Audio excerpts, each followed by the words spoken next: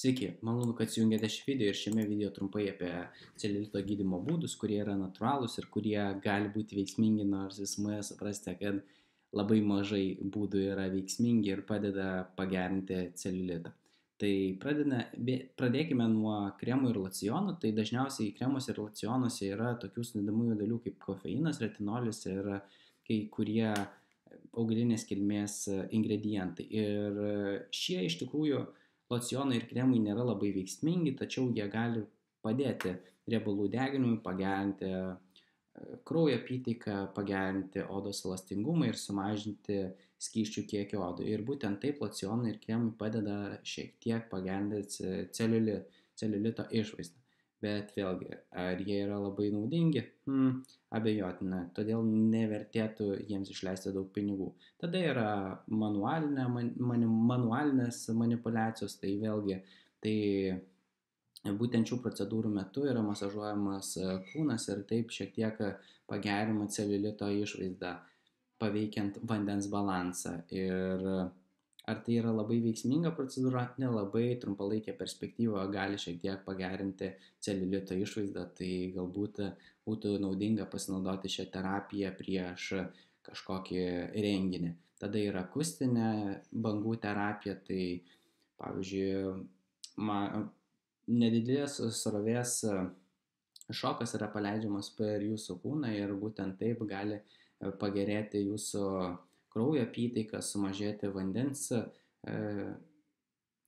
jūsų organizme ir taip gali būti šiek tiek pagerinta riebalų apykaita. Bet vėlgi ši akustinės bangų terapijos efektyvumas yra minimalus ir vėlgi nelabai verta išleisti pinigų būtent šiai terapijai. Tada yra lazerinė terapija ir vėlgi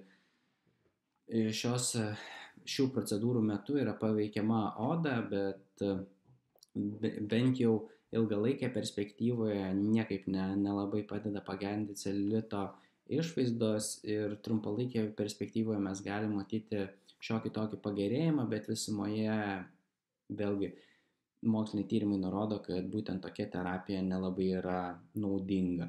Tada galbūt ši terapija šiek tiek gali pagerinti kolageno apykaitą, bet mano manymu dar kol kas nelabai vertėtų šios terapijos išbandyti, nebent norite ir turite pinigų, galite išbandyti ir pažiūrėti, kaip jaučiasi, o galbūt tiesiog pabūs toje terapijoje jūs labiau atsipalaiduosite ir pagerės jūsų bendra gyvenimo kokybė, o tai kodėl tada jos ir neišbandyti. Tada yra radio toks gydymo būdas, tai vėlgi elektromagnetiniai šioms procedūrams yra naudojami elektromagnetiniai impulsai ir būtent šių impulsų metu yra tikėtina, kad šiek tiek gali pagerėti kolageno apykaita organizme, tada taip pat gali būti šiek tiek pagerinama riebalų deginimas. Tada vėlgi ši terapija nėra tokia labai efektyvi ir moksliniai tyrimai bent jau nurodo, kad ilgalaikėje perspektyvoje vėlgi būtent toks gydymo būdas nelabai padeda sumažinti celiulito. Tada yra kiti gydymo būdai, kuriuos eina, tarkime, papildų vartojimas. Tai, tarkime, yra vartojamos žolelės, tokios kaip ginkgo biloba, kenternantesija ir meliotus officinalis.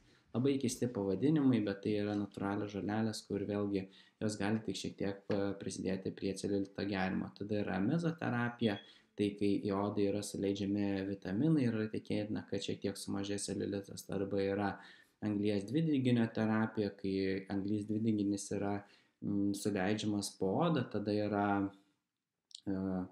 naudojamas substitution metodas, tai kai pavyzdžiui vėlgi yra su adatėlėm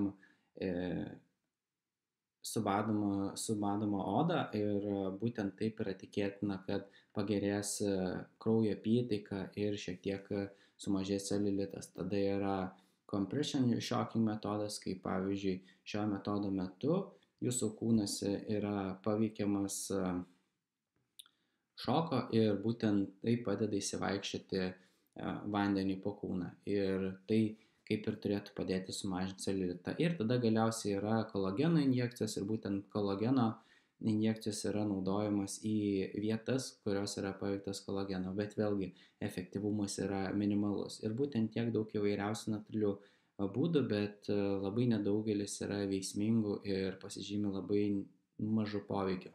Ir galiausiai tada apibendrinusi, ką mes turime atsižvelgti dėmesį, tai vėlgi, kad išvengtume celiulito, mes turime koncentruotis į mitybą ir dozuotą fizinį krūvį. Tai reiškia, kad turite planuoti savo mitybą, surinkti pakankamai baltymų, kalorijų ir palaikyti normalų kūno svorį. Niekada nepriaugti per daug riebalinės masės, nes vėlgi paskui tai gali išryškinti celiulitą ir turite užsiimti fiziniu aktyvumu. Bet tas fizinis aktyvumas negali būti vien tik kardio, jis turi būti pajungtas kaip ir jėgos sportas, ar tai būtų sportas su savo kūno svoriu, ar sporto salėje, kad gautumėte didžiausią naudą ir išlaikytumėte savo raumeninę masę. Ir tada galite dar pabandyti seną gerą kavos tirščių metodą. Tai reiškia, savo kūną ištepate kavos tirščiai ir tai darote kelis kartus per savaitę, mėnesį ir žiūrite, kaip pagerėja jūsų celiulitas. Tai va tiek pagrindinių metodų, kurie gali šiek tiek sumažinti celiulito atsiradimą ir viskas priklauso tik nuo jūsų. Svarbiausia, kad palaikytumėte sveiką gyvenimo būdą, pakankamai miegotumėte, nesinervintumėte, skaniai ir sveikai valgytumėte, sportuotumėte ir džiaugtumėtės gyvenimu. Tai ką, ačiū, kad išklausėte šį video, tikiuosi video buvo naudingas, pasiėmėte kažką naujo ir staupysite dabar pinigų ir nešvaistysite pinigų jokiems celiulito gydymo būdams. Tai ką, ačiū ir iki greito.